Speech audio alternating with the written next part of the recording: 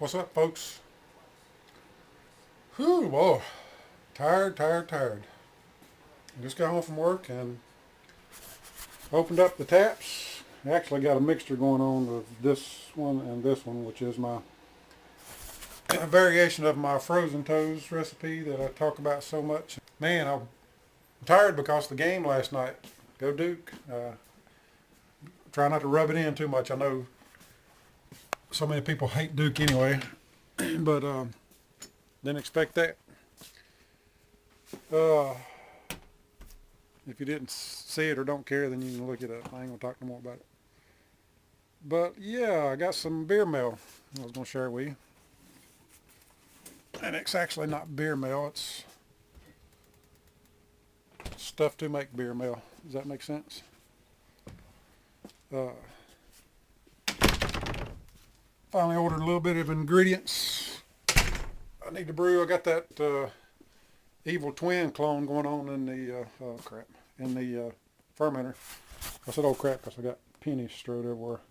Oh, I bought me a rock tumbler to, I read on the metal detecting forums that that's what a lot of people use for cleaning their coins with, and they were right. I'll show you this real quick. That's what they normally look like after I get them out of the ground. And you can soak them and wash them and do whatever you want to, and it's hard to get them clean, but you put that rock tumbler with a little bit of like a half a cup of aquarium rocks and cover it with water and about a half a barrel of pennies and some dishwashing soap, and that's the difference. So that helps a lot. Oh, I need to get my beer. But yeah, I need to get to brewing. Not going to be able to brew this weekend, but hopefully in the next couple of weekends I'll get to brew, maybe next weekend. And I really have thought about doing like a double brew day. I've never done that before. I've mentioned that I'm not probably going to be doing many 10-gallon batches unless me and my buddy, Two Beer Spear, start splitting some more. Because it's just a lot of, it's just a lot of beer for me to drink. I may do the frozen toast because I really like that. It's good session beer. Can you tell I'm never prepared for my videos? I just kind of shoot from the hip. But I got those 3 beers on tap, the 2 that I just talked about, and I've also got that Arrogant Bastard clone that's still hanging around. You know, it's not the Arrogant Bastard by any means, but it turned out to be more like right now it's more like a brown ale with a bite to it, I guess is what you'd say. But it shouldn't have too much left in that keg, and I may bottle some of it up or put some in some growlers and give it to some friends just to knock it on out. I'm about tired of it. That's another thing. If I have a lot of beer just for me drinking, I get tired of it. I like a variety. So I ordered from Brewmaster's Warehouse because, see, what they were the only ones that had Special B. Actually, I'm going to do the Arrogant Bastard clone again. And I'm going to do the like 90% 2-row and 10% Special B. So I went ahead and got a pound of it, which I think is about what my recipe is going to end up being. So the Special B is going to be for the Arrogant Bastard that I'm going to try to get a little bit closer. Because last time it was just totally not even close. But 2-row and Special B, and I don't remember the hops right off. I think it's all Centennial. Is that right? I think it is. And we got a Y yeast smack pack of Pac-Man yeast. That's what I use for my frozen toes. And if I end up making 10 gallons of it, I've got some dry yeast, USO5. I'll end up doing 5 gallons of it with dry yeast and 5 with a Pac-Man. I like to split it up anyway, which I've done it. I've done it both ways. I've done that beer with Pac-Man, which is Uper's original recipe. There's the old road Pac-Man. Pac-Man yeast. And I've done it with USO5 and WLP001, all that, I think. Several different ones. And that's what these are, I think. I can't even remember what I ordered. Yeah. No, that's 007. Oh crap, what did I get that for? I can't even remember. A 001 is for the, tell you what, y'all, I'm so brain dead. 007. What did I get that yeast for? Also got, I'll think of it here in a minute, 5 pounds of Maris Otter. I'd like to get me a big old 55-pound bag of Maris Otter just to have around, but shit's expensive. And I'm seriously considering maybe getting some raw 2-row. I usually buy my bulk grains in 50-pound sacks, which I normally use 2-row, Breeze 2-row. And I'd like to either maybe try Canadian 2-row or raw 2-row just to get a feel for those different base grains and see if it makes much difference than the Breeze I've been using. Yeah, so I told you I was going brain dead, but the Y Yeast Rogue Pac-Man is for the frozen toast that I'll do. The WLP 007 is actually for the Arrogant Bastard, which the last time I used USO 5, I think, and I'd seen where several people had used the 007, so that's why I got that. Now I couldn't remember. And the 001, I think I'm going to, I can't remember what I got it for, probably just have it on hand. But I want to get the frozen toast made, the Arrogant Bastard again, and I really would like to do my Oktoberfest, to be honest with you, again, and just let it sit for like 6 months and not even touch it. I know it'd be like the middle of summer or towards the end of summer before it's ready, but and I still got 5 gallons of apple juice sitting right here for the Edwards apple wine that I ain't never done. And I've got the wine yeast for that. I've had it forever. Oh Lordy, so much to do and so little time to do it. But the Evil Twin that I did, and man, this beer has really confused me, and it's got me confused about this Whirlpool, not the Whirlpool hop edition, but these late hop editions with no bittering additions. And I kind of went round and round and round when I started researching this recipe. I just kind of looked at it, well, I say I went round and round, I just kind of done a spot check on a few things. Why, for the life of me, I've run across this beer, I think was on Hopville, the recipe, and it was categorized as an IPA. Well, I've heard about it because I listen to the podcast all the time, and I thought, man, it would be an awesome beer to try. They always talk about Jamil's Evil Twin, Jamil's Evil Twin. So, and I could have sworn I heard them on the podcast talk about it being an IPA. But everywhere you look on the internet, it's like a pale ale or a just an amber ale, like category 10A and 10B. And I kind of even went back and forth with John about the IBUs. You know, I backed mine down to match the recipe on Mr. Malty, which is another confusing thing. I hope all this makes sense.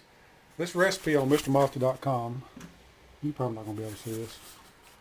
Anticipated IBUs 23.8. So I matched my IBUs to match that because they had the IBUs for each edition. And each edition, they started at 20 minutes. So my alpha acids were a little bit higher than what was on the recipe. So my quantities were a little smaller. And I thought 23 IBUs for an IPA, that's just so. And like I said, I've been talking about these late edition hops with no bittering hops, and basically they're just bumping up the late edition hops, starting at 30 minutes less, 20 minutes less, and doing like a huge amount of flame out hops, and sometimes dry hopping and all this, and it's supposed to still get enough bitterness to give it a good bite, blah, blah, blah, and all this other stuff, depending on what type of hops you use. So that's what I went with, and I've tasted the sample. My sample was just not really bitter at all. And like I said, I should have done more research on it, and that's my bad. But after going back and looking, you know, researching the Evil Twin recipe online, and even look like Northern Brewers got a clone kit for it. I didn't realize they had. It's considered like a pale ale on some sites. It's considered an amber ale. So obviously it's not supposed to be that bitter, which is fine. You know I'm an IPA guy. But what confused me, one thing that confused me is on Heretic Brewing's website, which is, you know, Jamil's brewery, they list this beer as having like 45 IBUs. Well, on this Mr. Malty website, which is his website, with the yeast calculator and everything, he's got this recipe for a 6-gallon batch at 23 almost 24 IBUs. So that confused me. I don't know why the difference. Like I say, I've been so busy, I've just kind of been jumping around here and there. But today I took, a break. I just kind of looked around. I was like, what the crap, man? Am I missing something? I'll put the link to this down in my more info section. But on this MrMalty.com, where they talk about late hopping and how it affects the beer and blah, blah, blah. I'm sorry, I'm trying to watch ESPN because I know they're going to show the Duke stuff. They talk about single infusion mash, 154, using a ratio of 1.3 quarts water per pound. Why you could go down, show, blah, blah, blah. Cool the wort quickly after the last hop addition to retain as much hop aroma as possible. That's one place I screwed up. And it's still kind of confusing to me because I've been doing a Whirlpool. What I've been doing is a flame out. If I do like a flame out addition, which is what I consider Whirlpool hops, I'll flame out and Whirlpool. I don't start chilling down, and I'll Whirlpool for like 10 or 15 minutes. That's what I've done like on 2 or 3 batches. I think 2 batches. And then I'll let it settle. Actually, no, then I'll cool it down. And then I'll let it settle. But according to this, it was talking about to preserve that as much hop aroma as possible, cool the worts quickly after the last hop addition. All right, between that and going back and listen to podcasts where Tasty and Jamil and all these have discussed this, I don't know if this was written. I know it was written obviously for a home brewer because it's a 6-gallon batch. But it's almost like this recipe, I guess they're talking about aroma and not bittering, because if you do only late hop additions from like say 30 minutes on or 20 minutes on, don't do any 60-minute or 45-minute hop additions, and you do like a flame out addition, and as soon as you do that flame out addition, you start cooling down with your immersion chiller. Yeah, you might lock in the aroma hops, but you're not going to get the bittering that you would normally get with like a 60-minute addition. And they refer back to pro brewers, if they've got like a 15-barrel system, 20-barrel system, whatever, obviously they can't cool that down at flame out. When they're done with their boil, it's going to take them a while to transfer that to a bright tank, or to a fermenter, I mean. And so during that time, that temperature is still up above 190 degrees somewhat, to where they're still getting isomerization for those hops. So I hope this is not too confusing. I've read so much, and I'm trying to make this sound as understanding as possible, but I guess what I'm getting at is I've screwed up, because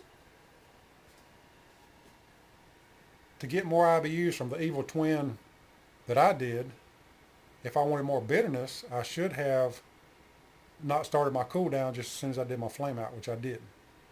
I did the flame out hops, killed the heat, started cooling down, and I was below 70 degrees in like 8 minutes. So, and I listened to Tasty's comments on his podcast, and he was talking about how he had started mimicking the professional brewers and doing like a 30-minute, for instance, at flame out, he goes 15 minutes Whirlpool, 15 minutes to let it settle, and then does his chill down. So I guess what I'm getting at is this beer, this Evil Twin, is not going to be as bitter as I want it to be, I guess is what I'm saying. And I am going to dry hop it. They mentioned on this Mr. Malty recipe, if you want more hop, whatever they say. How do they state it? If you're a real hop monster, dry hop with more Centennial Amarillo, which obviously I am, so that's why I'm going to do that.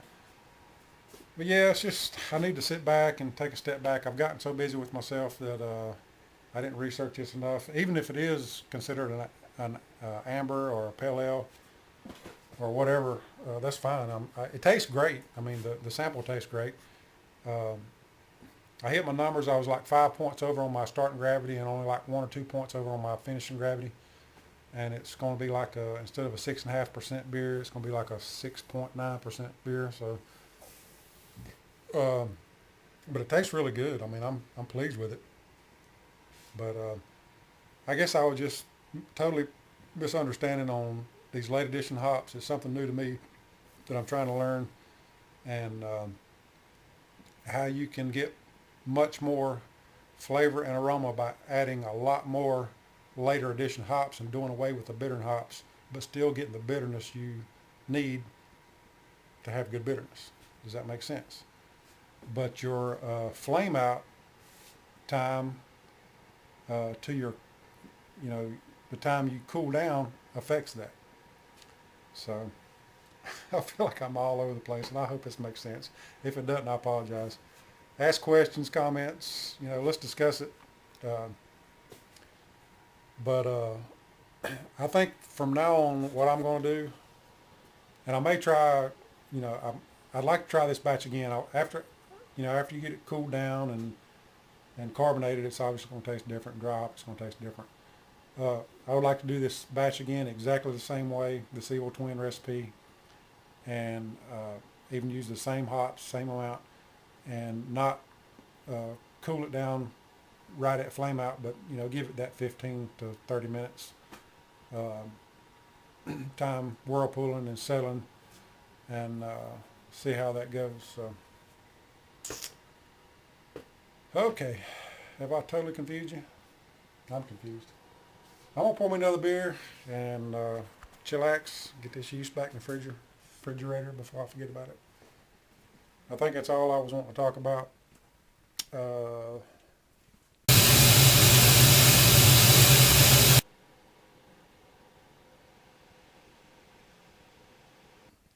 Questions, comments, lay them on me later.